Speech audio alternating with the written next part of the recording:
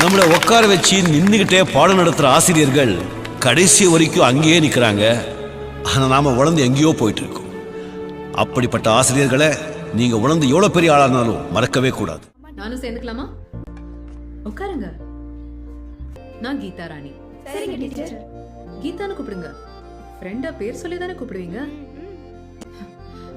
ஆனா தயவு செஞ்சு இந்த வாடி போடின்னு மட்டும் கூப்பிடாதீங்க. சரி கீதா. சாப்பிடுங்க. பசங்க பண்ண தப்பை விட லைஃப் தான் முக்கியம்னு மன்னிச்சுட நிறையா வாத்தியாருங்க இன்னும் இருக்காங்க. அப்படி ஒருத்தரால் தான் நானே இங்கே உட்கார்ந்துட்டு இருக்கேன். ஏன் ஓடுறீங்க? என்ன பார்த்தா பேய் பிசாசு மாதிரி இருக்கா?